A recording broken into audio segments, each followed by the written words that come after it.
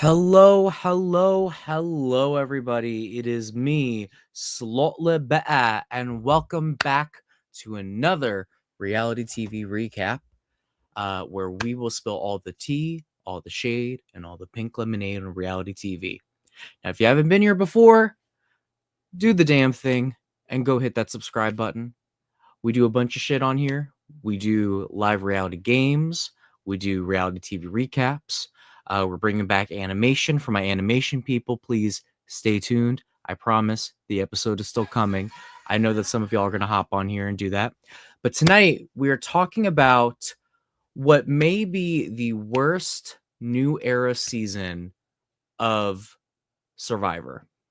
So, I want to start off by saying on the docket for tonight is the Survivor 48 finale, Survivor 49's preview that we got, and the alleged cast of Survivor 50. Let's dive on into this finale first off. I have to say that I'm overall a little disappointed with this season, and I'm trying not to be negative, right? Like, who likes someone being a negative Nancy about a show that they allegedly love, right? Like even my mom, when I told her that I was over this season, she was like, "Well, why are you watching it?" And it's like Survivor is that show. Why the fuck is there? Okay, I'm getting so many motherfucking messages. Like, oh my god. Oh, I'm getting tea.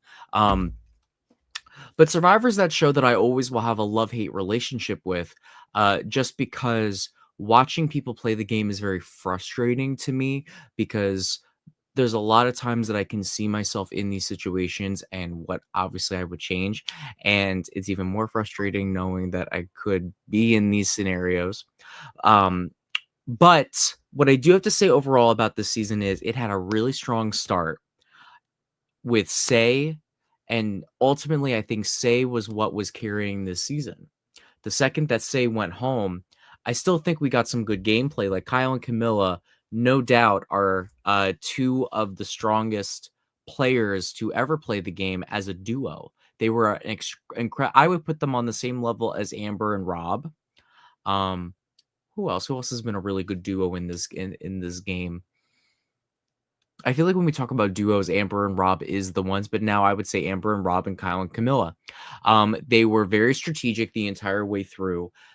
They were completely in control, and it totally worked for them having Kyle be in the majority with all of the, brawn people or whatever, and then Camilla being the one that kept her eye on the underdogs. So what my problem with this season was that the people on top were not likable and they were not interesting. Jeff, I'm sorry. I know apparently you like watching people cry the whole season. You watch people like, loving each other or whatever. I don't enjoy watching that, okay? And this is coming from someone that cried a fuck ton when I was competing on reality TV. Um it was not interesting to me watching Joe and Eva do a circle jerk the whole season. No, it wasn't. It wasn't interesting to me watching Eva hold on to two advantages that she did fuck all with. And I'm also not someone that is a fan of 1,000 advantages being in the game, but still, if you're going to have them in the game, uh, who wants to watch someone sit on a what did she have? A safety without power or a hidden immunity idol? Like who wants that? My thing with Eva too was that when Eva had her really raw moments, I really wanted to lean in and root for her and like her, but I just could not stand her personality because to me it felt a little bit like I deserve these things, not I earned these things. Like it felt like the season was people giving her handouts the whole way through. And I'm not even necessarily meaning from like because I remember Charity said some shit about they didn't vote her off because of her autism. To me, it didn't feel that way. To me, it felt like she was daddy's little princess, which was Joe. Joe was daddy, and they all viewed Eva as like a little sister. So she got to go on all the rewards. She got to eat more than anyone to the point where some people were saying that it looked like she gained weight. That's a little mean, in my opinion, to say that someone gained weight on Survivor, but she didn't look like she lost a whole ton of weight, and it's probably because she was eating every single reward. Um, Then she never was voted for. She was never really targeted, despite the fact that she had all these advantages for her. Hell, even this episode, they were trying to protect her from going into firemaking. It was just very odd to me. And if she wasn't so, I think honestly, what really got me with Eva was her hatred for Star. Here Star is handing you over a hidden immunity idol when you've been talking shit about her the whole game, and then you say that you want to vote her off, and it would disgust you if she won immunity. Like, really? I don't like that type of player. And then Star ended up voting for her to win. Um, but let's hit the but it was like things like that. And then Joe, I never could get into Joe. There's people that are loyal that I can get into, but I just couldn't get into Joe. I couldn't. Um, but let's dive on into this season, right?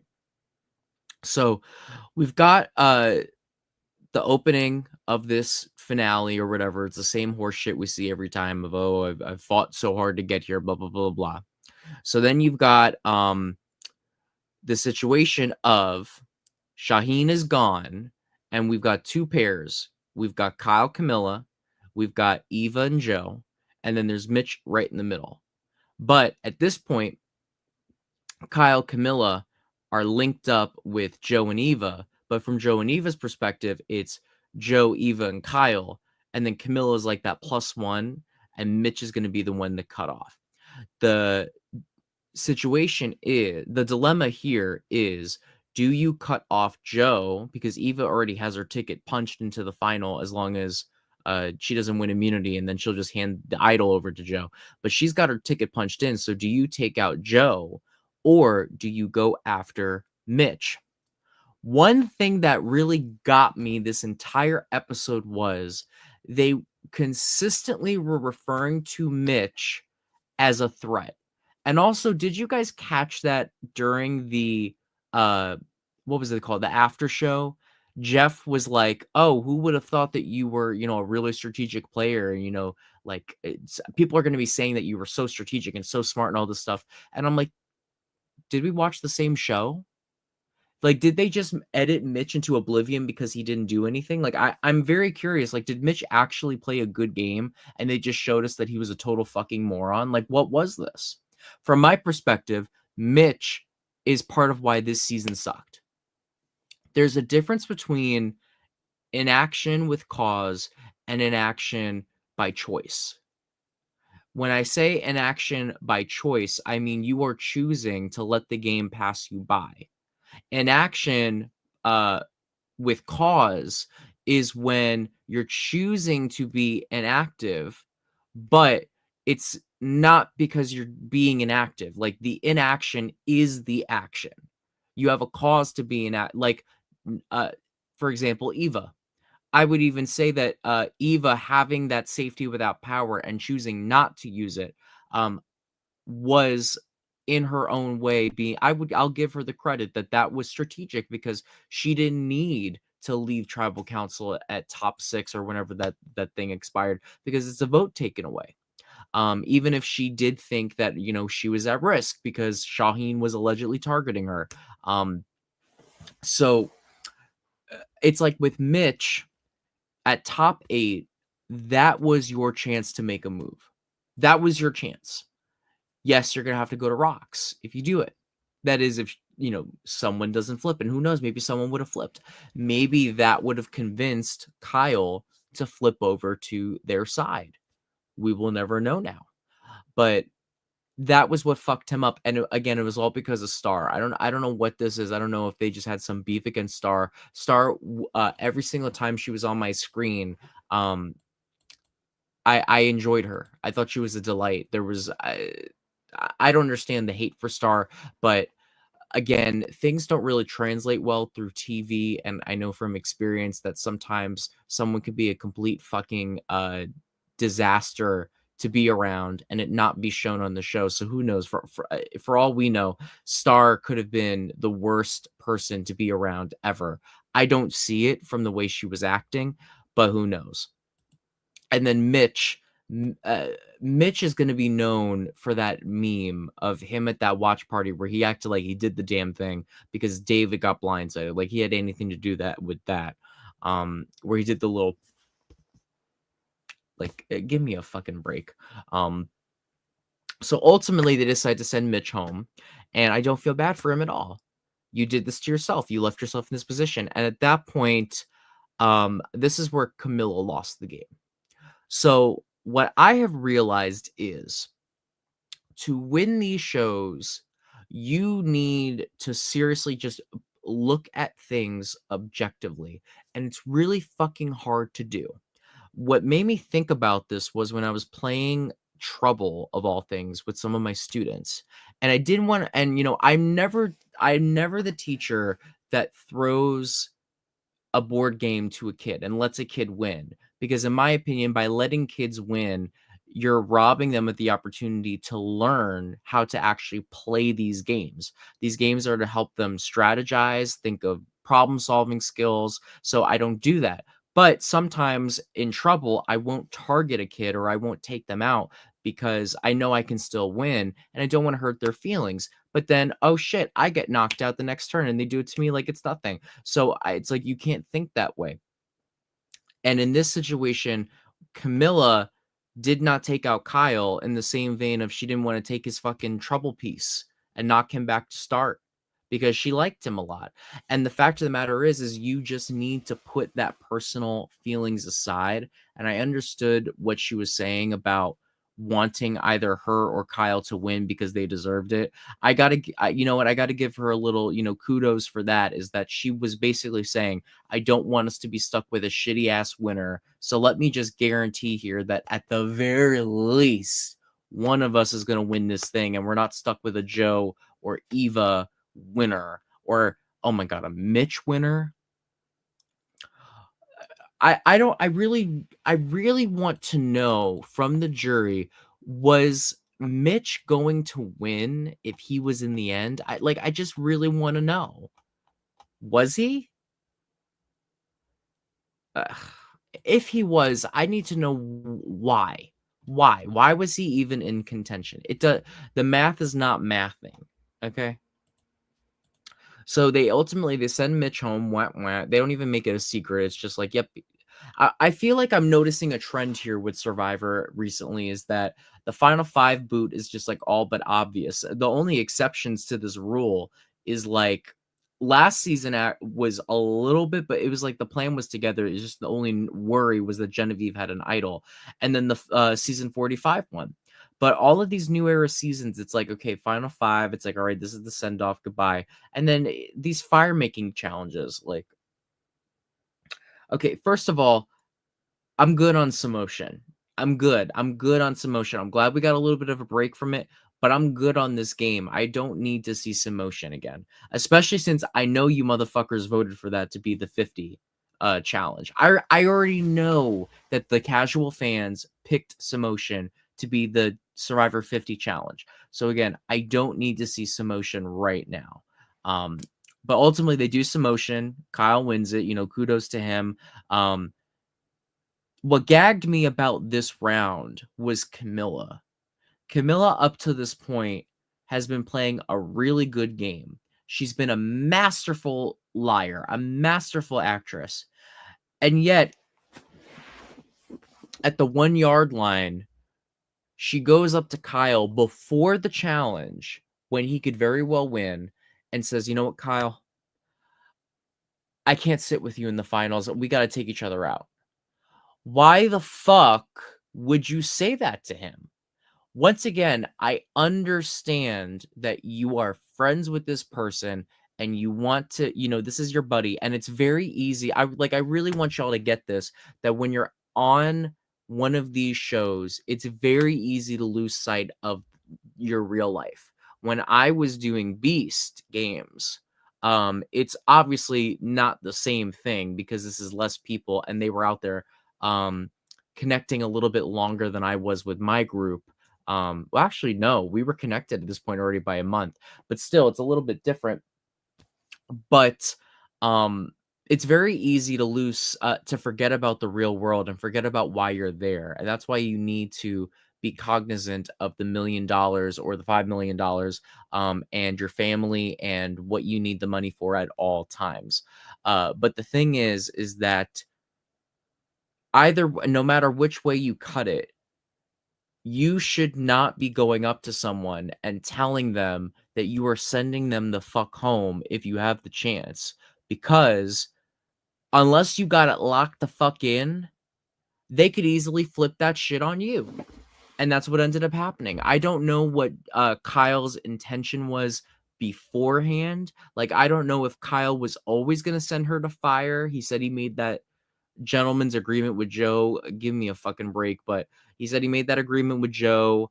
So I'm assuming maybe he was always sending her, and maybe that's why. But the impression I got from the show was that he was taken aback by this. So I'm like, what is the truth? Would he have not sent her to fire if she didn't say that shit? Like, I want them to knowing Rob has a podcast, they will ask her and him that question tomorrow, when they stop partying.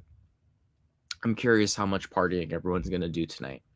But yeah, like, that was the one moment where I was like, "Oh, great, Camilla, you lost."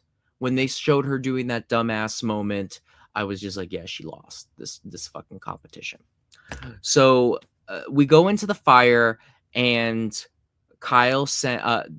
We have this whole situation with Eva crying. Okay, like I said earlier in this live, I'm very torn with Eva because as somebody that works with autistic children, I have worked with autistic children for the last 10 years. I was an ABA therapist, child therapist with nonverbal children, um, and verbal children on the spectrum. And now, directing before and after care programs, working in preschool, I encounter a lot of children on the spectrum, a lot of children that are not diagnosed yet because they're too young to be diagnosed, children showing the signs of it. And it's very difficult when you see a child with autism going through it, because they can't always communicate what they're feeling. And it's very hard for them to get out of it. It's very hard to help them get out of it, especially when they're younger. Eva is, an adult at this point, so she can, handle herself much better than, these kids can. But I can't help but watch her having her breakdown and see the kids that I work with in her and that I care so deeply about. So I didn't cry, I didn't shed a tear, to be honest with you. To be honest with you, I was rushing around a lot today, because I was working like 12 hours today, and then I had play practice. It was a fucking day. Like, I was supposed to go to a friend's birthday karaoke thing, and I just didn't have time. But I still, like, when I was in the car, oh, I shouldn't say that because I'm admitting to breaking the law. Sorry, law. When I was totally not watching this in my car on my dashboard, totally not doing that. I was in my Uber. How about that? I was in my Uber. When I was in my Uber on my way home, I was, a little distraught by the crying, and it was the wails. That's what it was the wails, the Wendy Williams of it all. Um, it's very hard. It's very hard when you're in that moment and there's nothing you can do. For me, it reminded me of when I was building the blocks in Beast, and I had watched on Big Brother all these years people do that fucking game where they stack the blocks without it falling, and you need to make a tower with all the blocks. And we were basically doing that shit, and for some reason I could not figure it the fuck out. And I was struggling, and like I wanted to cry. I was nervous. My blocks almost fell over, and I just like took a second to breathe, and I noticed my neighbor had built her shit in like 2 seconds. And I didn't even think that she liked me, to be honest with you. So I felt awkward talking to her, but I was like, I need help. And she literally helped me build it from the ground up. And I finished with, I think, like 10 seconds left on the clock. Like I barely finished and I survived to the next round. So like when Joe came to help her, it really like tapped into that moment. But you need to like you can't freak out in these moments or else like Camilla did, you're going to crash and fall. I did think that that was a really great human moment. I thought that that was, you know, really sweet or whatever. What gathered me together though, more than Joe and Eva butt fucking. Oh, I shouldn't say that. All right. Whoops, I did. But what got me together more than them butt fucking was Kyle. When Kyle said, maybe I should throw myself into fire making. I was like, all right, now we've got a finale. Because so far, no one is reheating the nachos of this finale. We're throwing those gas station nachos in the fucking trash. Okay. Uh, the salsa has no flavor in it.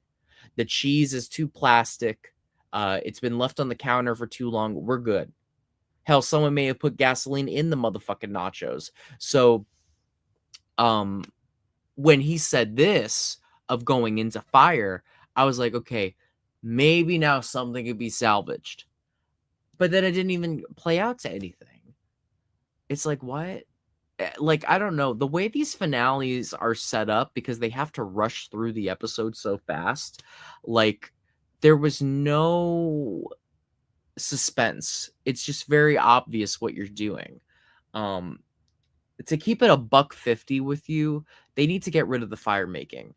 And it's not even from like a game standpoint, it's from an entertainment standpoint at this point. Because every single fire making episode of these finales is always the motherfucking same. It's always the same. It always it's blends together. To be honest with you, it's like almost pointless watching any of the buildup. You just watch the challenge, and then the fire making could go either way.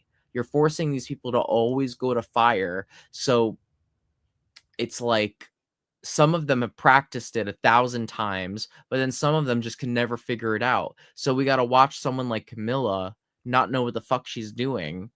And it's like, it's not even a competition. I was like, okay, you know, like Judge Judy, that meme, like, come on, time's ticking. Like, when is this gonna be over? It was painful to watch that shit. I was more interested watching Sundra and Becky have to use matches to make their fires, because at least that was kind of a fair fight. Um, they just need to do away with it. So I hope in season 50 we can be done with it, and then moving forward they will stop putting that shit on my screen. Like literally every single fire making, it's the same one or two three things. You're going to have someone won the final immunity, there's going to be a brief thought about putting their self into fire, but they're ultimately not going to do it unless their name is Heidi. Then they're going to put in the biggest threat. They're going to say some bullshit about I can't put someone in because they could put it on their resume, which is the dumbest shit to me on earth. You should not win this game because you built a motherfucking fire. And then once again, we're hearing people vote for someone to win because they made fire. It's like, bitch, did the rest of the 25 days not matter to you? What is strategic about winning a fucking fire making? But again, everyone's vote is their vote, and I can't take it away from anyone. You could vote for someone because you think they have a big dick. I don't know. You could vote for them because you you like the shirt they're wearing. Like, it's completely up to you. I could vote for someone and say my reason is fuck you, I voted for them. How about that? I could write down Jeff Probst as my vote. It's not going to count, but still, you know. Oh, hey Aaron, nice to see you in the chat. Aaron Hughes, icon. But it's your vote. But still, it to me, the fire making thing is the dumbest bullshit I've ever heard. Never in any of the other seasons before Chris uh, Chris Big Dick in those blue little speedos, Edge of Extinction, has did anyone give a shit about the fire? And it's just like so annoying to me and weird, but it is what it is at this point. We're stuck with it. Um and then you'll see some people helping with the fire. It's just like it's too much of the same. Like, at least in other seasons when we're at the final four, like, you're either going to get the person that's the obvious boot, or you're going to get the, you know, which one is the bigger threat to send home, or you're going to get the 2-2. Like, there's a lot of different ways it can play out. What I really think Survivor needs to do is they need to get rid of this final three. And what is annoying is that Jeff was actually talking on the podcast about not hating the idea of the final three. I already know that final two. I already know that now that he got his first final three with everyone getting a vote since like what, China? When was the last time? I think the last time was Heroes, Hustlers, and Candlestick Makers back in 35. And it gagged me. The vote count gagged me too, but we'll talk about that. Um,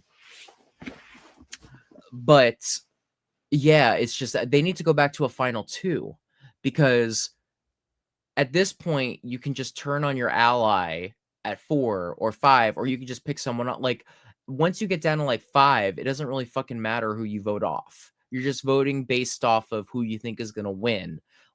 I think it's a lot more interesting if someone needs to vote based on trust. So maybe you trust the person that is most likely to beat you, like Kyle and Camilla. So you're stuck with them until final 3. I think that's a lot more interesting. And I don't know, if you're so horny for this fire making challenge, have that be the final challenge. I don't know. Like that's I don't know what else to say.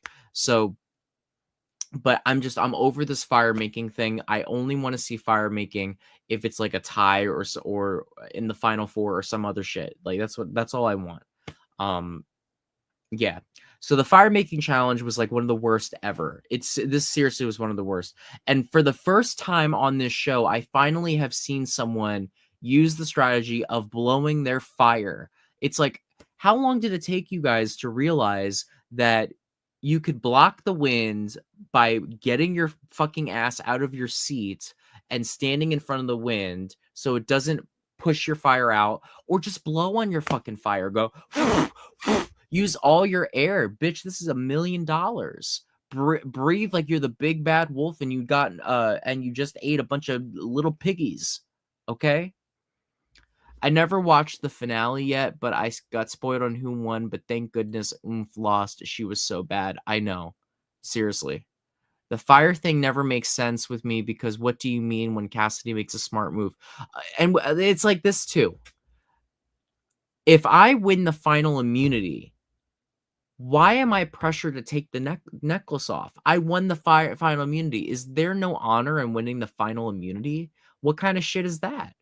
I won the final fucking immunity. Is that not impressive that I won that? So now I won this challenge. So now I have to do so now I'm penalized for not opting to do the second challenge.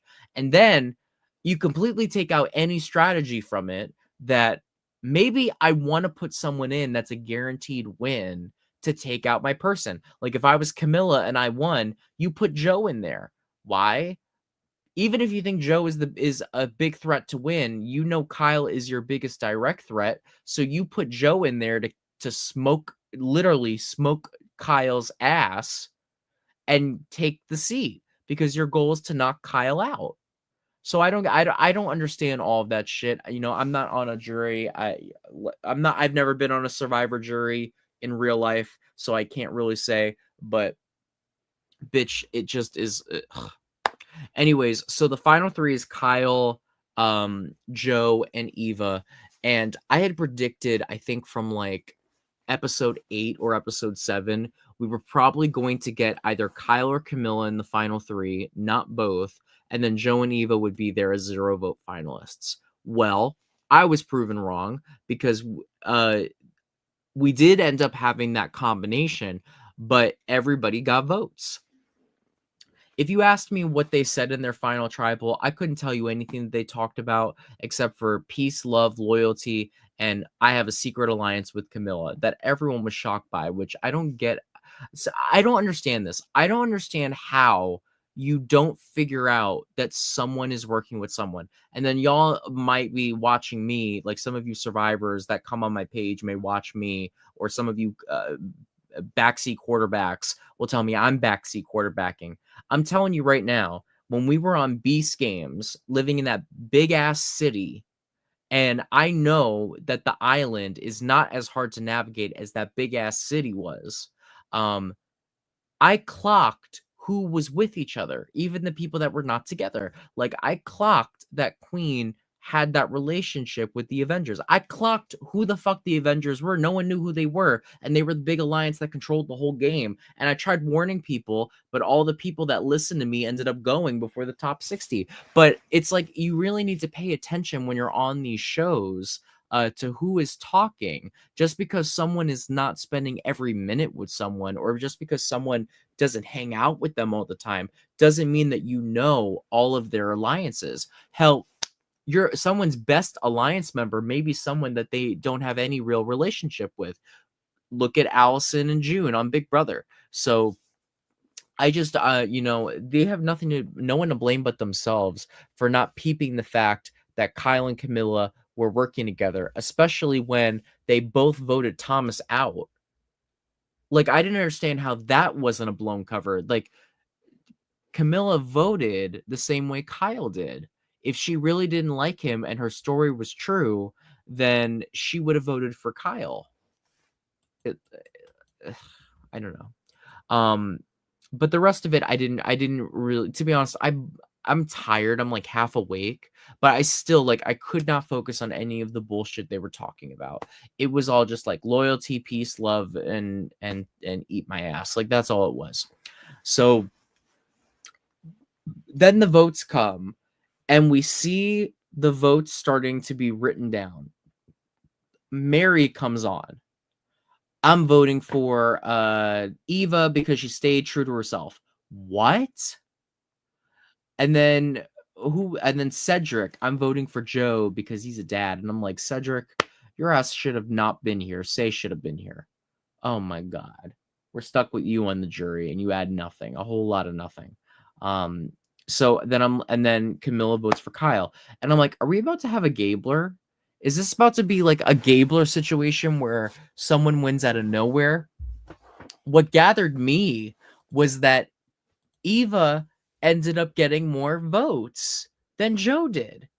And Eva, her votes were from the girls, who she was completely conspiring against the whole time. You spent all this time shitting on the girls, talking about how you're a guy's girl, you don't like hanging out with girls, you would be disgusted if Star won immunity, you think Mary is a pick me, all of that for them to be the only two that fucking wrote your name down. It's like, bitch, give me a motherfucking break. Okay? Give me a fucking break. So Eva gets 2 votes from Star and Mary. Cedric the sole vote for Joe, like a dumb fuck. And then Kyle wins. The people that were saying that Joe was gonna win this whole game, I hope that y'all have shut the fuck up now, because I said from the very beginning, Joe was not winning this game. I peeped he wasn't winning from the minute David was voted off. If you watched season 42 of the show, Mike, Hoboken Mike,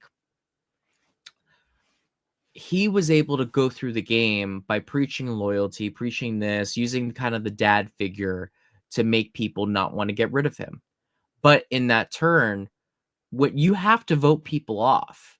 And in a game where you have to vote people off, you shouldn't be prouding around about your loyalty and your word and honor and all that bullshit. You can't be doing that, because it's going to come off really disingenuous to people, and it's going to make people feel like chopped liver. It's like, oh, well, you have your word to all these people, but fuck me. Fuck my drag, right? And that's what he ended up doing. And then Mike ended up losing to Marianne, who had almost no win equity the entire game, despite the fact that I think Marianne's a fantastic winner. I think someone just in the comments said something about Marianne, but then it disappeared. Oh, I see.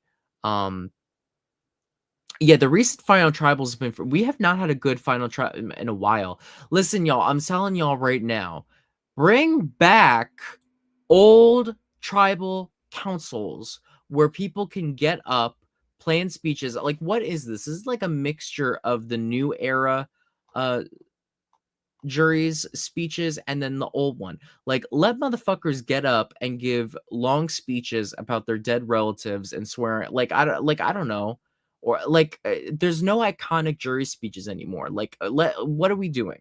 Okay. Okay. um I couldn't tell you anything about this final tribal council except the gag of the jury votes. That was the only thing. So at the end of the day, Joe gets 3, gets third place. Eva is the runner up officially, and then Kyle is our winner. You know what is the worst part about all of this?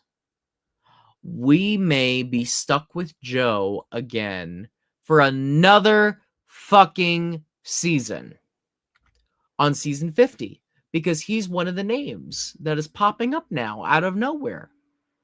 If there is anything that I can do, Mr. Propes, to get you to not do this, please, Mr. Propes, Mr. P, if you may, leave Joe's ass in Los Angeles. Do not put him on the show. Please do not. Please do not do that. Like, oh my titties. I can't. I can't. I can't. I can't do another season of Joe talking about loyalty and all this shit. And also, if you are going on any of these shows, vote those motherfuckers out first. The ones that talk about loyalty and honor and like, no, get rid of them, because even if they are trustworthy, you don't need to deal with someone like that on the show because they're never gonna go home. They're gonna be stuck around. All of the fucking sheeple in the game are not gonna do anything about them, so you're gonna be stuck with them. They're gonna take a spot from you. Like, bitch, leave get their ass out as fast as you possibly can, please, for the love of for the love of God. Oh my God. So, and then also this after show. This after show has to go too. It does. I do have to give them kudos though, because I know that they know that this doesn't work. I know that they know that this doesn't work. And not that they don't like the after show, but they know that it's, it's too fast to be doing clips, like basically a wrap up. This is a perfect example of why the after show doesn't work, because this was Say's season. The most iconic moments of this season was Say. Oh, Eva, how was your night raid to get your knowledge's power that you never used? Oh, well, I did, it was so good. Ah, well, we saw you, Eva. We saw you going, leaving the camp. Oh my God, so exciting. It's like there was nothing to talk about. These old reunions, I remember when Worlds Apart, Dan went bashing the show, and they pulled up and Jeff pulled up the receipts to show that Dan was full of shit. Like, that's a memorable reunion moment. These reunions, I get that they couldn't do them for a while because of COVID, but COVID's over. The pandemic is done, canceled. It's CBS needs to call. And I know that this is not just them. I know what this is. What this is CBS is being fucking cheap with their top show. Survivor is your top reality show to the point where all these other motherfucking shows are copying them. You can put out the money for this Emmy winning, show, so that they can do live reunions again, and then so they can do longer days too. Like, what is this? 26 days and they can't do anything? And I know it's not from not wanting to do the 39 days. It's from don't get the budget to do it anymore. But at the very least, I can accept 26 days. Can we live reunions? Because I had no interest in hearing from any of these motherfuckers except for Say. I don't give two shits in a popsicle about Mary. Mary lost me when she got obsessed with David. I don't care at all about Chrissy or Cedric. They're background people at this point, even though Chrissy kind of ate tonight. All the finalists, the only one that I needed to hear about was Camilla and Kyle's secret relationship, but they barely touched on it. Like, I felt like none of that was brought up. Also, why did no one bring up David's thing? Like, David standing up, that was another iconic moment. See, because this was filmed before the show aired, they don't know what the iconic moments are. So they need to go back to doing live finales so they can get better reactions for people, better conversations. Say is talking mad shit on the internet, so we would have had a great reunion here. Also, I think do reunions separate. Have a separate episode. Like honest, well, I mean, truthfully, this season didn't need that because what the fuck are they going to talk about? But if the whole cast is there, that's different. I feel like there's more drama on the pre-jury than there is in the jury because this jury was lame as shit. And so I don't know what else to say. Kyle, you know what? You played a good game. You deserve the win. You know, it is what it is. The win was a little boring to watch at the end because it was obvious it was going to be you, but I can't hate. Kyle deserved this victory for sure. It was kind of great seeing Camilla, who was like my winner pick from the very beginning, um, would have won unanimously if she had been in the final, and I think she deserved it. People are saying Camilla didn't really do a whole lot. Let me break this down for y'all, right? The way Camilla played is the way I would play the game if I found myself on the bottom. And I've done that when I've done orgs. And granted, orgs are not, the same thing. My mentality in Survivor is I don't need to be in the same alliance as you. I don't need to vote the same as you at every fucking tribal council. As long as our interests align of keeping each other in the game, we can have a deal where it's like, all right, I will make sure that my side does not take you out. You make sure that your side does not take me out. And even if it's a Kyle's majority, Camilla's minority, idols come into play. People betraying you comes into play. By having one player on both sides, you are protected from all sides. And Camilla was the main person benefiting because Kyle would have benefited from just knocking everybody out. So Camilla played one hell of a game. The only thing that she did wrong was the last episode. Like, what was that bullshit of I can't do this, I can't do this, I can't do this? Well, bitch, you manifested it and you could not do it. You got not nary a spark, and that's you. And she could have won, and she could have been the made history as the first time we had a spree of 4 female winners in a row. But it is what it is. Kyle ultimately earned the W, and I think he's a very deserving winner. And you know what? He is the deserving winner. He's the one that ended up winning and got to the end between the two of them. And I think he played a really great game. It was just really boring to watch. So, oh, what's up, the Survivor Simp? Thank you. I actually changed into this because it's cold as shit over here in on Long Island, New York.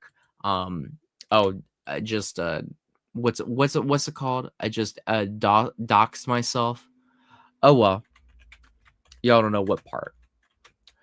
So, anyways, let's move on from this whack season. I really don't have anything else to add. I hate to say it, y'all, but like this was just a really terrible season. What I hate about these seasons is that they can start really, really good, but then end bad. Like we had a really great pre-jury for 44 and a really great pre-jury for this season. But then once it hit merge, it just goes to dog shit. All right. So season 49, from the promo, not that interested. Slightly interested because the cast looks cool. But I'm telling y'all, I have no choice but to be interested because not one, but 2 friends of the DH1 network and Slightly Better Productions is on this cast. 2 of my friends are on this show, and I'm so happy, and I didn't say anything until the thing came out. So they got leaked on here, and we're gonna take a look at this little leak. Okay, let me pull this up real quick for y'all to see my buddies on Survivor. Okay. All right, so here we go. All delicate and everything. So this is the rumored cast. So let's start off. Rizzo Valovic, a notary public from Yonkers, New York, is active in orgs and LRGs from Survivor and Big Brother, and has his own podcast, and graduated from SUNY Albany with a media studies degree. So friends of the channel, longtime friends, will recognize him if you watched I Love Money season 4 and season 5. So what's the backstory on Rizzo? So I have known Rizzo since 2019 because we went to college together. So the scoop is when I was in college, I had a roommate that was playing flag football, and I wanted to try more things that were out of my comfort zone because that's what you do in college. Rizzo was on that team. And when we were there, I didn't really even talk with him that much, to be honest with you. Because he was a year older than me. And to be honest, I was not good because I never practiced. I was like very out of shape because I was very skinny. From You can probably connect the dots. Uh, but we were in a WhatsApp together. Was it WhatsApp? No, we were in Group Me. We were in Group Me together. If y'all ever used that. And then one day he messaged me on the Group Me. I probably still have the messages if I re-download Group Me. And he said, "Have you ever done Evil Dick's podcast?" And I said, "Yes." And for those of you that are also new to that, I have a lot of lore. I did Evil Dick's podcast, Dick at Night, years ago for Big Brother. Like I did Big Brother 19, Big Brother 18, Big Brother 20. And then I stopped doing the podcast after he got outed because he had said the N word or he did something. And I didn't do it. I don't know, there's a couple weird things. But no hate to Evil Dick or whatever, but I don't know what it was. It was something about him. But I stopped being associated with the podcast. But he recognized me from that and also all of my other Big Brother endeavors that I had been because he was a big Redditor. So we started chatting, and that was around the time I casted for my org, I Love Money. And I was like, "Would you be interested?" And he was like, "Oh, this sounds so cool." So he played I Love Money 4. He did great. He was like a fan favorite. He got really far. He was on the bottom the entire season because it was an all-female alliance that ran the game. He was one of the last ones standing. And then he got blindsided by his own ally because Rizzo was moving up and he was splitting up the alliance because there was people in the alliance that wanted to use him as a number and bring him deep. So he came back the next season when it was vets versus newbies, and he played the middle the whole way. And it almost worked because he was a comp beast, but he got knocked out at top 8. After that, he hasn't played the game since just because there wasn't really a time for me to bring him back. I do regret not inviting him to All-Stars. There was just too many people from his season on there. But he played a bunch of other orgs after that. I mean, people do that. They see my cast and they fucking uh what's it called? They scalp all of my people. But he played a bunch of other games. He won a bunch of games. He played an org with Chanel from season 42, actually, before she was on the show.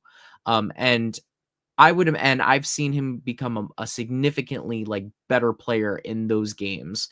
Granted, when he was in my game, he was dealing with a lot of like crazy motherfucking people. But we've been friendly. He has a really great girlfriend. Elizabeth, and yeah, we've been friendly now for all these years.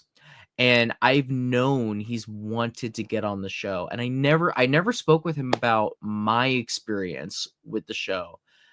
And I'm choosing not to talk about it anymore on the public either because I'm trying to do that again. But it's just so funny to me because I remember saying to him that we couldn't because we talked. I remember we used to talk about applying for the show, and I'm like, "Well, we can't both get on." And it's kind of comforting to me that I haven't heard from the show in the last like 2 years. Um, and clearly he was in the spot because there's no way they can't put us on together. I mean, literally all the same background. So I'm glad that me not being on the show means he was on the show. And that's why I hadn't heard anything from them. So he's going to be a great competitor. I have no doubt that he's going to at least make it to the merge. He's not going to be voted off pre-jury because he's good in competitions. He's very friendly, very likable. The only thing that's going to screw him up, and I hope he didn't do this, is playing the middle too much. He needs to pick a side. That was what got him in trouble in I Love Money. So I hope that he played the game and had a clear cut side and didn't end up getting run over in the middle. So I'm rooting for your Riz God. And already I see he's got the Riz on the fans because all the fans are thirsting for him. Uh, it's kind of crazy. I see so many people thirsting for him. It is fucking wild. And I want to throw this in too because I saw somebody trying to say he's like a Trump supporter or that he's Elon Musk supporter. He's not because he follows Tesla. No, he's into stocks. That's why he follows Tesla. He's like a stock person. And this motherfucker was so comfortable with himself that he did the lip sync challenge both seasons. The first season, his team did Moo by Doja Cat, and then the second season, they did Squidward Nose by Cupcake. And he participated in the lip sync.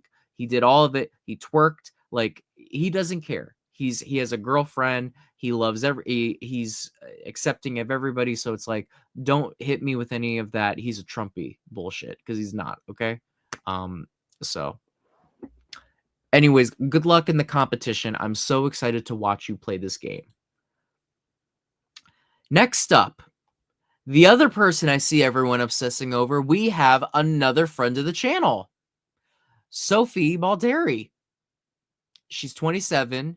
She's a financial analyst from Miami, Florida. I have to tell you guys, I was fucking gagged when I saw her on the cast because I know that the review is blocked because of copyright, but y'all know that when Traders was out, we were doing a podcast together, me and her. It was me, her, Edgar from I Love Money, and Morgan who did Beast Games with me, and we were doing a podcast on Traders. And I know what the timeline is for the casting process. So this entire time, she was going through the process and probably knew she was going in the show, and I had no fucking idea because she didn't say anything. This is somebody that is either going to be the winner of the game or is going to get targeted really early and knocked out. It's not going to be anywhere in between. This is a super fan of the show.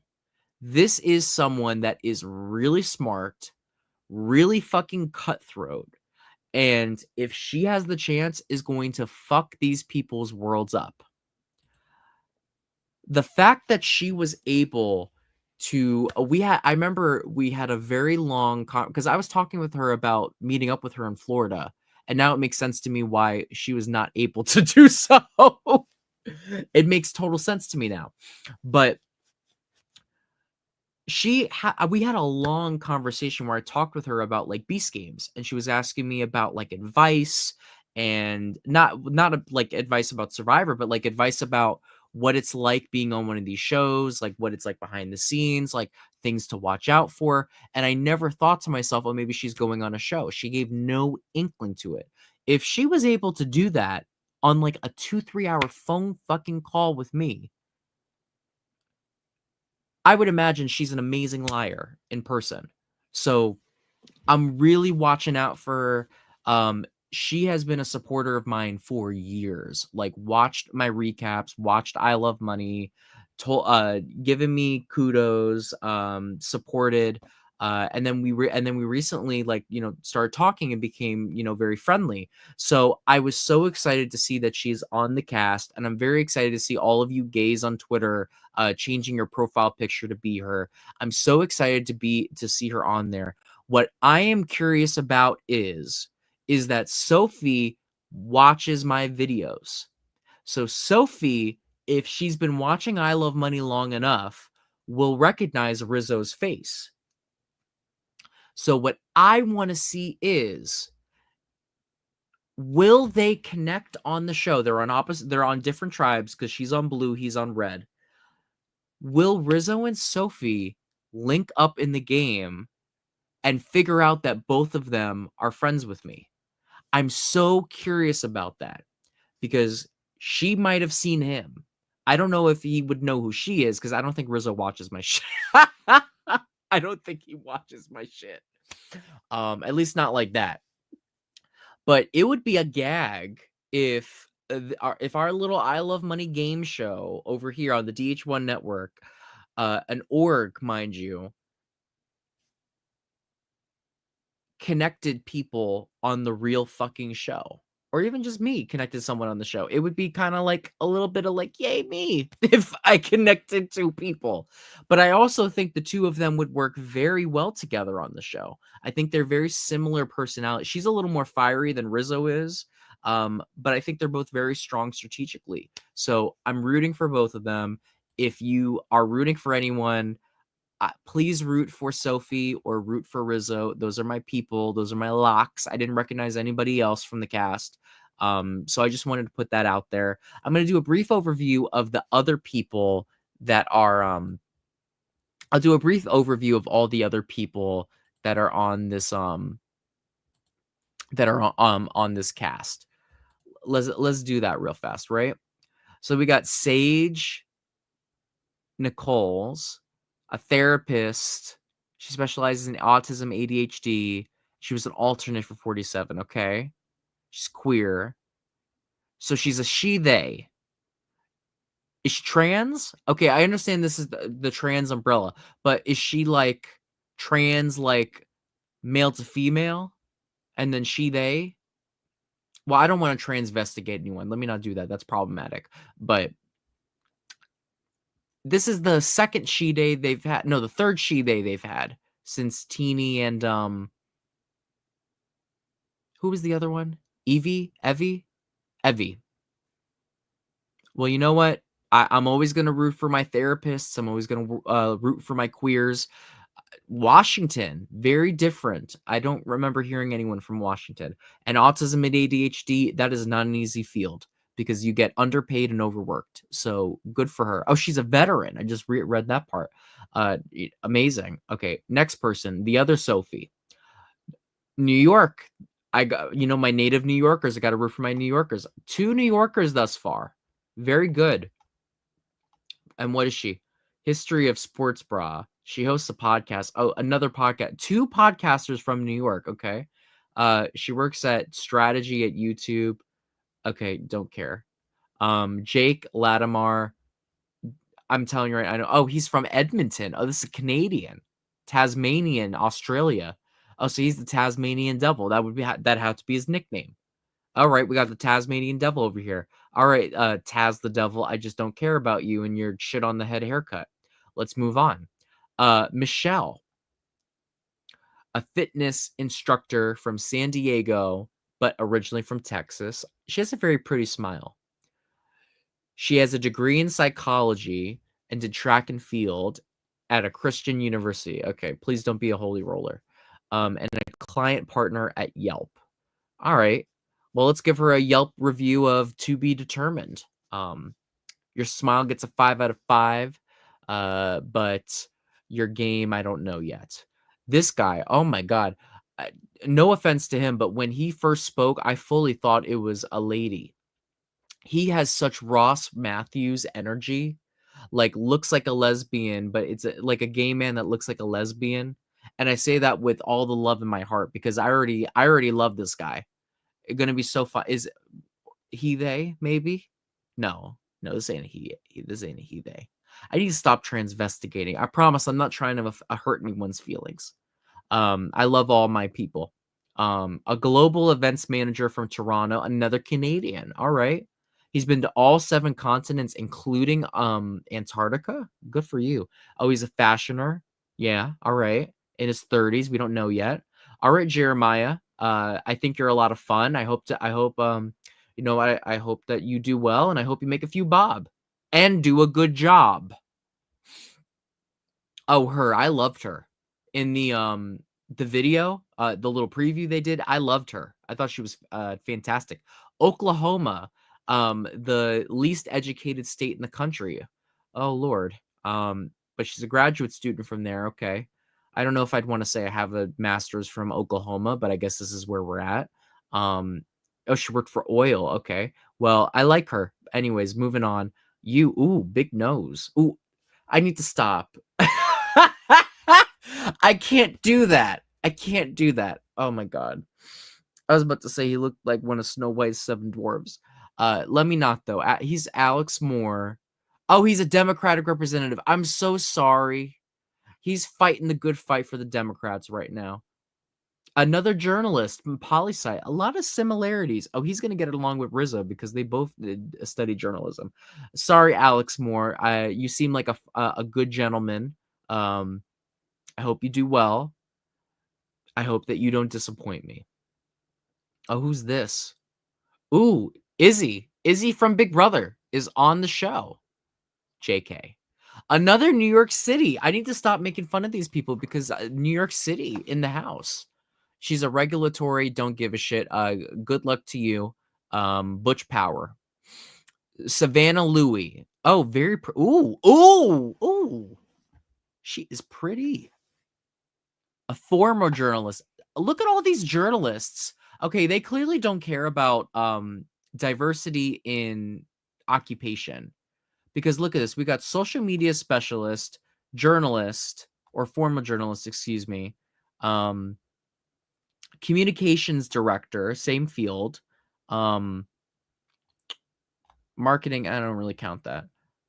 Fitness instructor, same thing. And then Yelp, social media, YouTube, social media. Like there's so much social media, journalism, like all of these people are communications. Very interesting. Call this Survivor 49, Battle of the Communications Nerds. But she's very pretty. This looks like someone I would be friends with.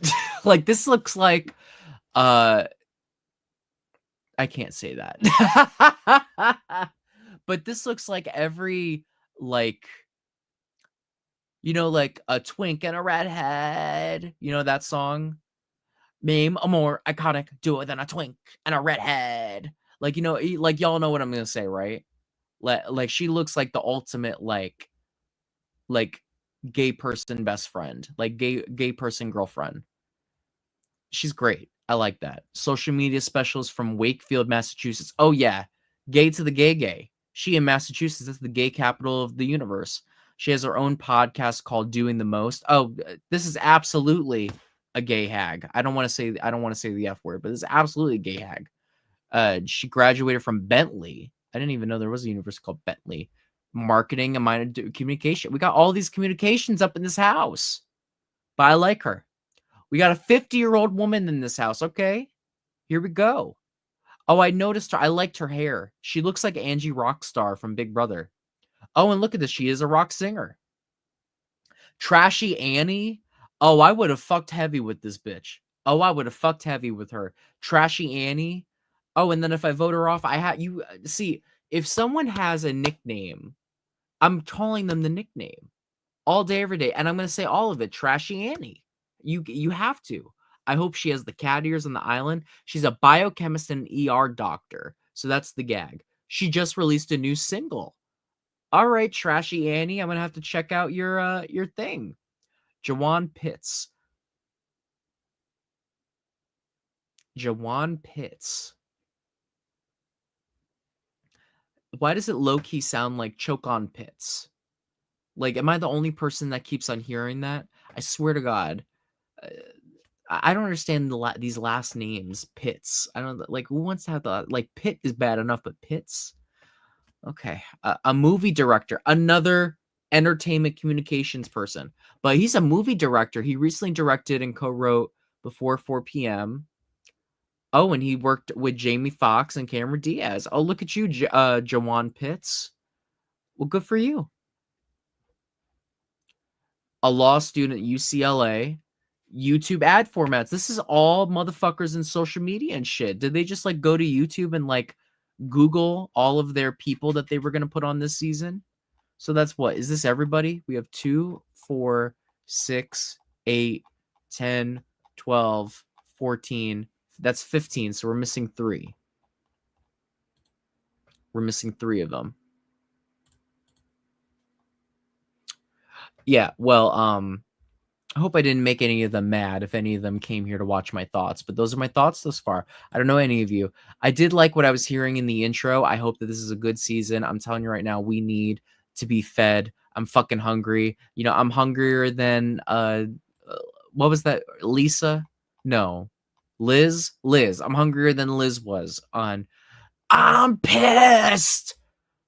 I like that. I like her. She should be on season 50. But I'm more hungrier than she is right now. So please give us a good season.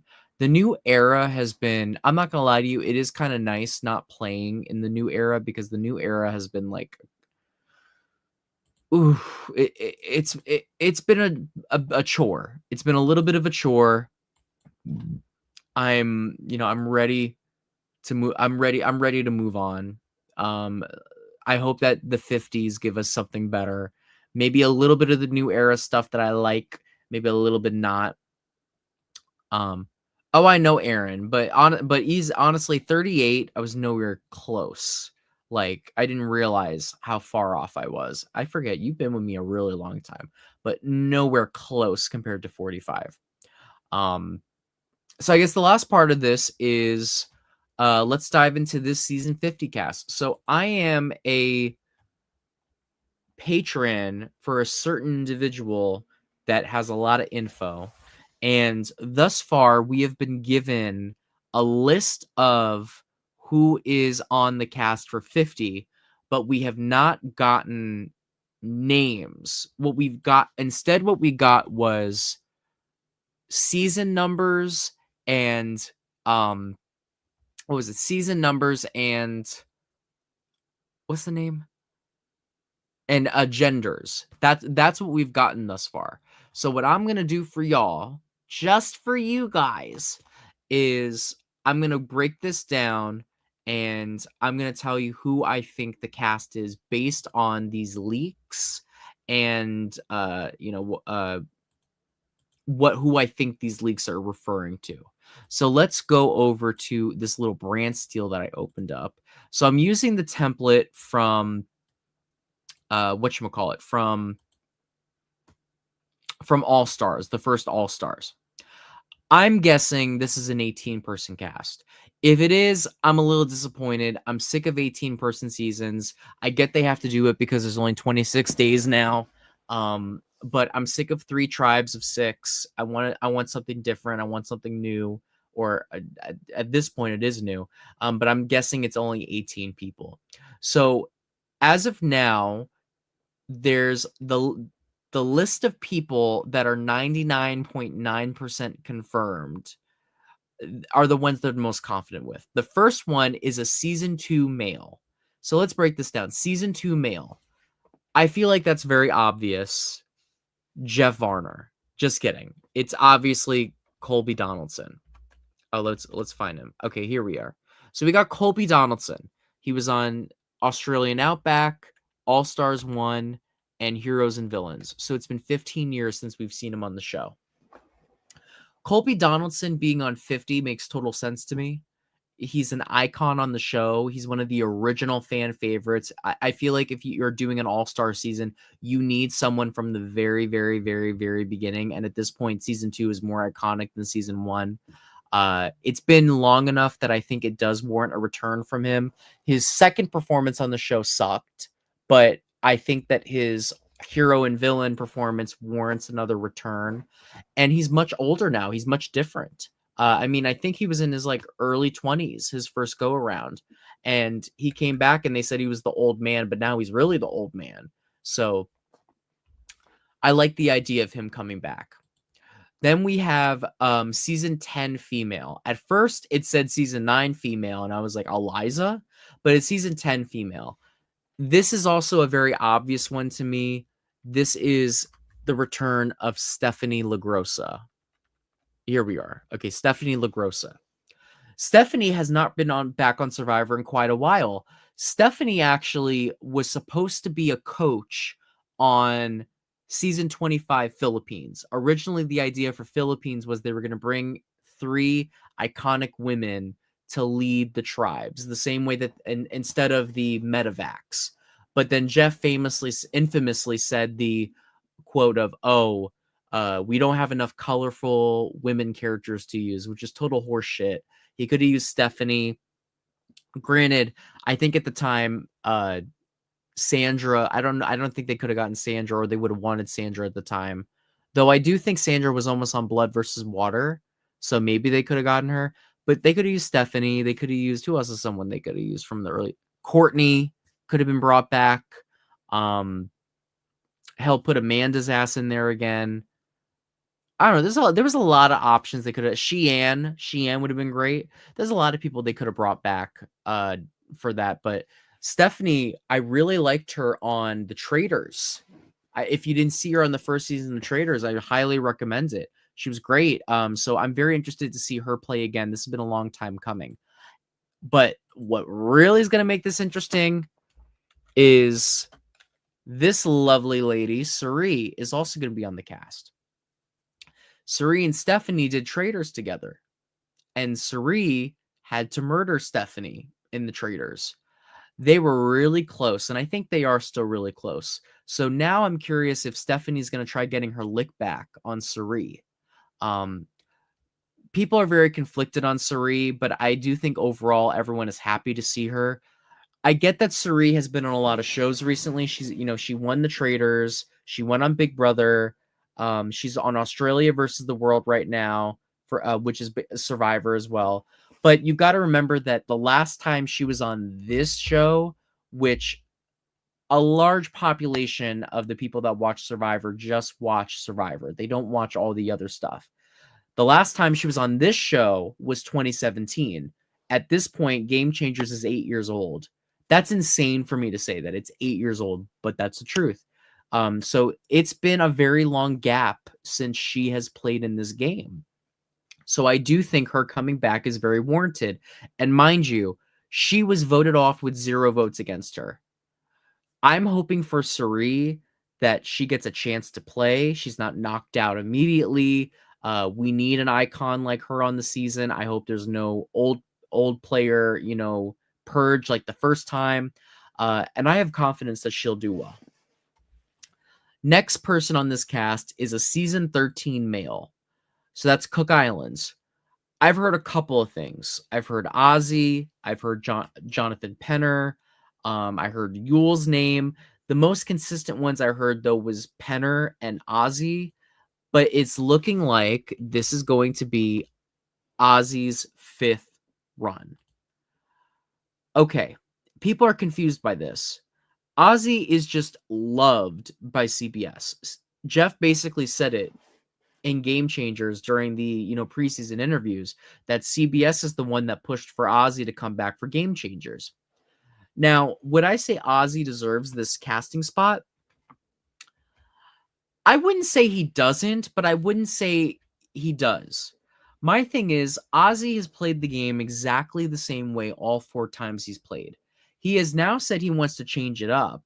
But my thing is Ozzy, like, if you really are on this cast, you need to do something different. Stop trying to win all the fucking immunities. Stop trying to be the provider. You need to play this fucking game. You need to strategize. You need to get into it, because at this point you're looking more and more like a flop. Okay? The last time you did well in the competition was when you had to win all the challenges to get yourself through. If Redemption Island wasn't a thing, you were a pre-juror. Okay? So you need to come back into this and you need to do your shit. I like Ozzy. I don't love Ozzy, but I like Ozzy. Especially when he talked his shit about Donald Trump at the Game Changers finale. I really appreciated that, because that was like, the very beginning of Trump's reign of terror. And then Ozzy does his little OnlyFans thing. I think at this point, is Ozzy even still in shape? Let me pull up a picture of Ozzy real fast. And I'm not going to put it on the screen because I just know I'm going to Google Ozzy and it's going to be a bunch of porn OnlyFans bullshit. But is Ozzy even in shape, or does he got a little bit of a beer belly? Like what we got cooking here, Ozzy? What's going on? What's his name? Ozzy Lust. See, even his name, even Ozzy Lust, the name, that is just like a porn name. Oh, he is in. Where is he? Is he in Mexico? He's somewhere right now. This is like Dia de los Muertos. This is crazy. Oh no, he looks to be in pretty good shape. A little balding, but that's all right. He's a little old. Oh, he is in Mexico right now. Good for him. Jelly, peanut butter and jelly. Oh, he's strangling a cat? He's not actually. No, he's in pretty good shape.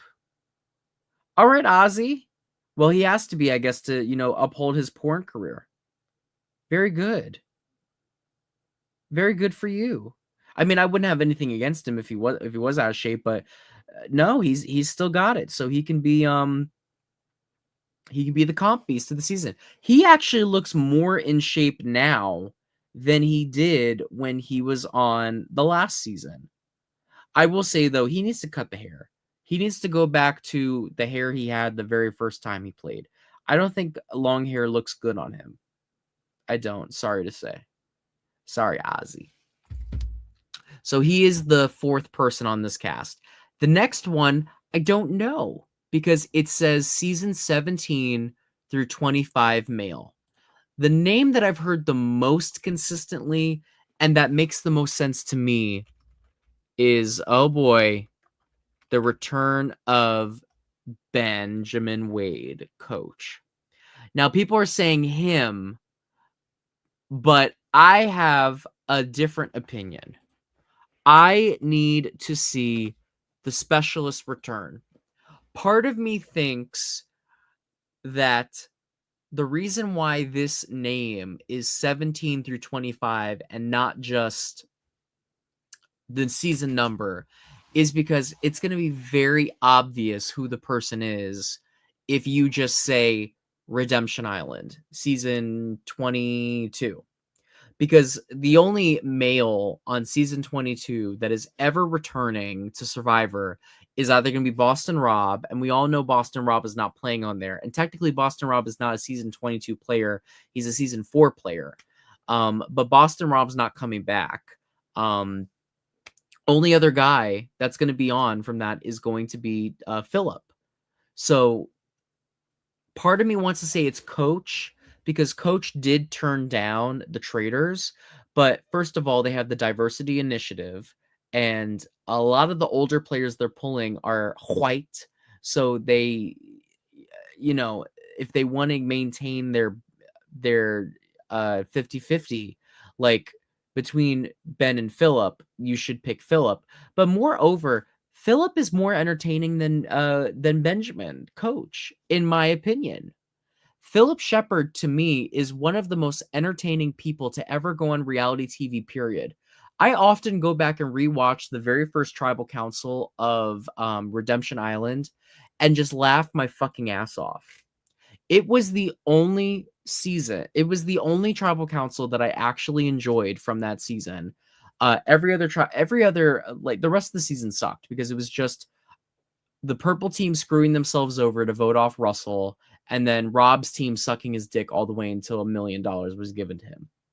But Philip was smart and understood that he basically needed to make himself a goat to get to the end because no one was going to vote off Boston Rob.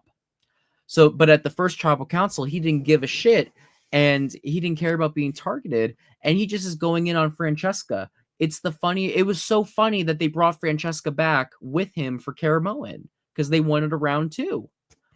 So between the two, I want to see Philip Shepard. I do understand if Coach is the choice though, because Coach is a very iconic character. I think Coach is like one of those names that you just like. Honestly, if you looked at this lineup, I think these 5 right here are the most iconic players to never win the game. Like truly, I people are annoyed that there's multi-time players on here, but I don't think you can do a season 50 legend season without having people like this. It's the same way that Sandra, Rob, Tony, Parvati had to be on Winners at War, no matter how many times they've played the game.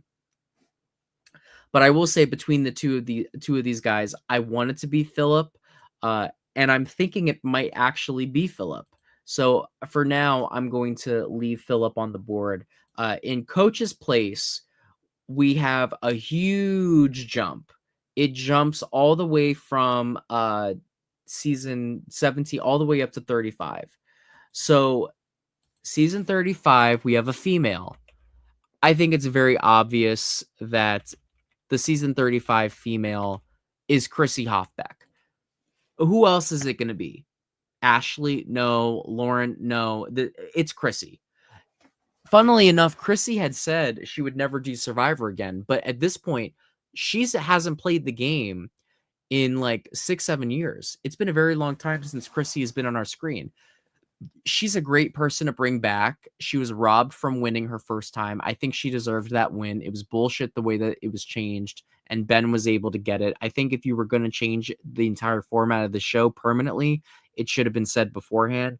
Um, so I feel like she's very deserving of a chance to play again, and I think she's going to kill it. The next two, again, very obvious. We have a David versus Goliath male and a David versus Goliath female. The female, Angelina. The male, Christian. Very obvious. I remember when the season ended, Jeff was asked who he'd want to bring back. He said his first choice was going to be Angelina.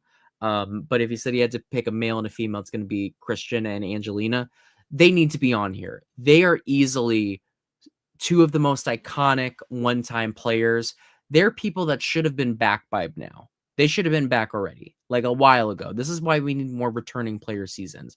They easily could become legendary players from their second go around. We need more legends like the people in this cat in the Shapira tribe. And we get those legends by letting people play more than once. So I'm very excited to see the two. I'm excited for these three because there's a lot of people from the 30s that have not had a chance to play again that really deserve it. All right, next up, we're already jumping down to the new era. So we have a season 42 male. Obviously, that is going to be Jonathan. I don't understand why Jonathan was a lock for this cast, though. Jonathan, to me, was not all that entertaining, was not all that influential, was not all that important, but I could do kind of get it because his competition prowess, and I remember hearing all the Facebook moms talking about him, so he's definitely a casual player pick. I don't think he's the worst choice ever, but I just know I'm going to be annoyed watching his ass all over again. But it's going to be fun watching it get handed to him. Then we've got a season 45 female. I've heard a lot of different things about this, the season 45 female. Some people were saying it was Sabaya. Some people were saying it was Emily. Some people were saying it was Katora. Some people were saying that it was Julie. I feel like the name I've heard the most is Emily. But I wouldn't be surprised if it was Sabaya. Sabaya would be like kind of like a wild card pick. Normally there's always one. And Emily did say she didn't want to play again, but I do feel like it's going to end up being Emily. That's the safest choice, in my opinion. Not a bad choice. I don't think it's an amazing choice, but not a bad choice. Then we have two men from season 46. I think it's very obvious. That's Q and that's Charlie. It's Q and it's Charlie. People are Q is obvious, but Charlie people are a little bit confused by. They're saying he was kind of boring. Y'all need to remember that Charlie was looked at as a robbed player. People thought he deserved to win. I think Kenzie got her win, but Charlie was looked at as a robbed player. He went on fire with Jeff Probst. Like I think it's very obvious that he was going to come back. So, and I'm not mad at it. I mean, there's worse people that they could have picked. I think when I did my season 50 cast pick with Morgan, we were saying he probably needs to be a lock if it's all new era. So I think he's a good choice. Also, I really like the people they've chosen for the new era. I don't feel overwhelmed by the new era. There's like 1, 2, 3, 4, 5, 6, 7 on this list. So it's a little bit under half. That's kind of what I expected, was a little bit under half. And I think, that's kind of what we need. We need some of that new era blood pumped in there. And there's a lot of really great choices. So I'm not mad at this at all. If they all end up on. So now we've got the season 47 female. Since it's not Rachel, because Rachel is a winner and it would have clarified that she was a winner, it's looking like it's Genevieve. A great choice, in my opinion. Great choice. Season 48 male. This is where we jump back to Joe. The male, it's apparently Joe. That's what people are saying, is that it's Joe. I mean, I don't know who else it would be. I don't see Shaheen being the pick. Kyle being the pick. I don't see. At first, I had heard Say was going to be on the cast, but what this says is that the season 48 female, there's no update. They don't know anymore if she's on. I hope if we're getting a season 48 representative, it should be Say. I don't need Joe again. Say is a perfect person to put on here, but I don't need Joe again. So that is all of the people that they are. This is the people that they are like pretty damn sure confident in. So that leaves 3 spots open, unless, or actually 4, because I forgot I'm taking Ben off the list. That leaves 4 spots open, assuming that they're not doing a 20-person cast. If there's a 20-person cast, we've got 6 spots left. But funnily enough, the people they are 80% confident about are on this list. So we've got 2 female winners. It does not say when they won. And then there's a season 2 female. Originally, I would have thought it would be Jerry, but apparently they finally got their wish and Elizabeth Hasselbeck. Elizabeth Hasselbeck is a celebrity, a full-out celebrity. So her being on here is a gag and a very good get on their part. And I think she's a great person to represent the show, like all of its years. Season 15 female, obviously that's going to be Amanda Kimmel. A legend, deserves this spot, definitely. Season 47 male, I heard that it's Andy. Andy makes the most sense to me. Really entertaining player. I'm interested to see him and Genevieve back together. Great choice, in my opinion. So that just leaves us with the 2 female winners. I've heard the female winners are Marianne and Rachel. That's what I have heard. My thing is, we've already got Andy and Genevieve. I don't think we need a third female. I don't think we need a third person from 47 in here. I really don't. We've got 3 people on here from 4 people on here from Hero and Villain, but Hero and Villain is like a legendary season with a lot of really good players. We've got 3 from Micronesia as well. Like, I don't know. But I just don't think we need 3 people from the same season when there's like 50 seasons to pick from. You know what I'm saying? I would say if I had to pick, Marianne can take the last spot. And I think Marianne hasn't even really been on anyone's cast lists.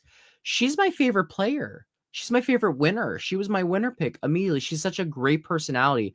I would be very interested to see what she would do playing again. She's very different now. She's older. She's married. She has a lot more confidence. She's a winner. She's going in as a really big name. To me, she's a legend. She's a legend in her own right. And if she plays again and does well, she's kind of cements it. So let's look at this. So how many men we got? We got 4, 6, 9. So we got 9 men, 9 women. This could easily be the cast. And we could have like an old era, new era thing. I mean, it's kind of unbalanced because we've got 3 from, it's like completely different eras. I do feel bad that the 30s season seemed to be completely overshadowed. Again, I'm hoping that it's like a 20-person cast. Then they might be able to do an old versus new type of thing. Like maybe if they put the 3 of them with the new era people and there's some old people in there. The only other names that are on here, we've got a season 1 male and female. I don't know who that would be for season 1. I've heard Jervis's name. I've heard Jenna Lewis's name. Who else have I heard? Yeah, that's pretty much it. I think Richard Hatch needs to be on here. I'm not even a Richard Hatch fan, but Richard Hatch needs to be on season 50. Like, I get there's a whole thing with it, but whatever. Season 2 female, another season 2 female. It's probably Jerry. I think if Elizabeth was not on this cast, I think Jerry would be in the cast. I think that Jerry really does deserve a spot. She's one of the most legendary and recognizable names. Yeah. Season 6 male, obviously that's Rob Sesternino. What other Amazon males coming back? I think Rob deserves a spot on this cast. Like Rob is like an all-star. Like, he did do good on the show his first time. Rob is a huge part of Survivor. Like, people are going on the show, and I think most of them watch Rob as a podcast, or at least know what it is. It kind of has shaped what this new era fandom is like. I think he deserves a spot. A season 7 male is Rupert. I think Rupert is another one that I think Rupert fits in with this, like, I wouldn't say he's the greatest to never win, but he fits very well with, like, these four, like Ozzy, Sari, Stephanie Colby, like that era, very popular, like kind of Survivor's Renaissance. And Amanda, put her in there as well. Um, Rupert's funny as shit as always. Then there's this other season 13 male, which again I believe that was Jonathan Penner. Season 25 male, obviously that has to be Malcolm, unless they're bailing Scoopin out of jail. Which, by the way, if you didn't know, Michael Scoopin went to prison for harboring child pornography, which is really fucking concerning. If you go back and watch that season, with him competing with that young kid Carter. Like, it's very fucking weird to me, like, looking back at that, because I think Carter was a teenager on that season, if I'm right. Then season 32, male and female, that's obviously Aubrey and Ty. Maybe Sydney. Sydney should be. I heard Sydney's name at first was on here, but now I haven't heard it at all. Sydney would be a great one to see back. Season 38, male, Rick Devens. I'm going to be shocked if Rick Devens is not on here, because Jeff has been sucking Rick Devens' dick since the day that season ended, and I hate Rick Devens. Well, I don't hate him. I don't know him, but he's obnoxious to me, so I hope he's not on there. Season 41, male and female, to me, I would think Xander and Shan. Xander and Shan were like the fan favorites. Shan was like the big villain. Maybe it's Ricard, but I don't need to see Ricard. I'm thinking it's Xander and Shan. Xander, I'm fine not seeing Xander again. I also met someone that met him, and I haven't heard the best things about him. I heard he's a fuckboy. And then Shan, I liked Shan on the show, but I thought Shan was very annoying after the show was over. Like, when she was on the challenge and beefing with people, I don't know. Like, I'm fine if they're not on there, but I do think that they're missing out, because Shan, to me, is someone that has the potential to be like a Stephanie, an Amanda, a Sari, like a very well-known character in Survivor's mythology. You know what I mean? Uh, like, she had a great impression on her season. So, but I really do hope that they slow down all the new. I mean, please keep putting new people in, because I want to play, but they should give more opportunity for people to return, kind of like what they did in the 20s, where there was a bunch of seasons with returning people, because there's a lot of unused talent. And then the last one was the 48 female. To me, that has to be Say. Maybe they called Eva, maybe they called Camilla. I would hope not. Say. I'm telling you right now, I'm gonna forget about Eva and Camilla. Even though I think Camilla was great and I liked her, I'm gonna remember Say more than I remember any of the others. But ultimately, I think we'll get a cast somewhere around this.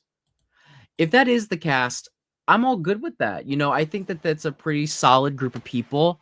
People were getting kind of upset. No new era people were going to be in there. They were like, oh, too many returnees that have played multiple times. But honestly, the only ones that have played like 1,000 times was like the people from the very old seasons, like that haven't played. And even then, they haven't played in like 10, 15 years. So I'm fine with it. But anyways, I've been on here for like it's an hour and a half, but it feels like I've been on here for like 3 fucking hours. Thank you all so much for watching. Another Survivor season in the books. If you enjoyed, consider subscribing, liking, sharing with your friends, join the Bitter Brigade, all that shit. I do, like I said, I do reality TV recaps. I host an online game show called I Love Money, and I also do an animated show called Snack Time, which I will be releasing a preview of what's to come and a update video on the progress of the production. I promise I'm still making the episode. I'm still working on it. It's just, y'all, animation takes a lot of time, so please be patient with me. I can't tell if my subscribers went up or they went oh, no, they went up because I went over 2K.